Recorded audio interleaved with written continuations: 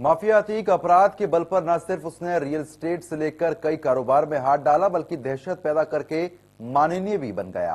अतीक के खिलाफ पहला मुकदमा साल 1989 में लिखा गया था। अतीक पर खुलदाबाद थाने में पहला मुकदमा हत्या के आरोप में दर्ज हुआ था। वहीं कई मुकदमे में अपने रसूख के दम पर माफिया अतीक बरी भी हो गया था। देखिए इंडिया न्यूज संवाददाता अभिषेक सिंह की खास रिपोर्ट।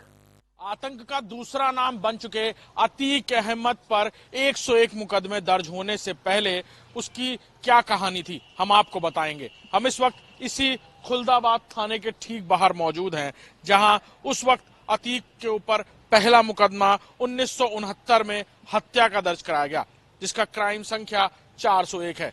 इस मामले में अतीक की गिरफ्तारी भी हुई। पहले उसे पकड़कर थाने लाया गया, फिर उसकी गिरफ्तारी हुई और फिर उसे जेल भेजा गया। इसी नैनी सेंट्रल जेल उसे भेजा गया और फिर वहां से सबूतों के अभाव में अतीक को छोड़ना पड़ा और उसके बाद हर एक कदम आगे बढ़ाते हुए वो बन गया डॉन नंबर 1।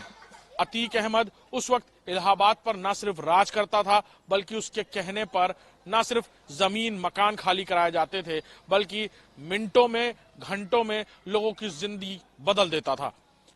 आज उस पर 101 मुकदमे दर्ज हैं और पहली बार उसे किसी मामले में सजा मिली है। इसी खुलदाबाद थाने से ही उसने जराइम की दुनिया में अपना पहला कदम रखा था और यहां पर विवेचना शुरू हुई मुकदमा संख्या 401 यानी अपराध संख्या 401 की, और फिर साक्ष्य नहीं मिले, सबूत नहीं मिले, गवाह नहीं मिले और अतीक अहमद को दोबारा जेल से रिहा कर दिया गया।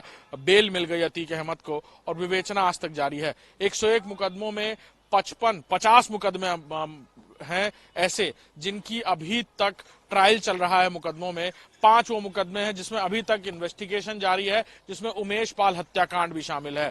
बाकी कई सारे मुकदमों में अतीक अहमद बरी हो गया अपने रसूख के दम पर, सांसद विधायक रहने की वजह से। और यहीं से ही, इसी खुलदाबाद थाने से ही उसने पहला कदम रखा था और फिर एक के बाद एक 40 साल तक वो यहां बेताज बादशाह बनकर राज करता रहा। कैमरामैन गौरव के साथ अभिषेक सिंह, इंडिया न्यूज, प्रयागराज। तो वहीं बसपा विधायक राजूपाल की हत्या का गवाह उमेश पाल का 28 फरवरी 2006 को दिन दहाड़े अपहरण कर लिया गया था।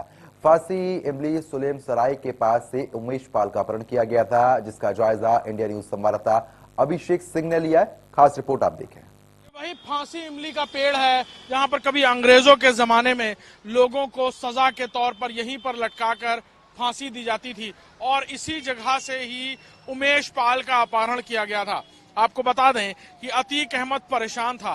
राजू पाल हत्याकांड के बाद अतीक अहमद लगातार परेशान था कि कैसे वो उमेश पाल को हॉस्टाइल करे, कैसे उसे रोके। बाकायदा कोर्ट में उसे हलफनामा दिलवाना था कि उसका नहीं है, और अगर परिवार का कोई सदस्य हलफनामा देता तो मुकदमे में आसानी से बरी हो सकता था अतीक अहमद और उसका भाई अशरफ।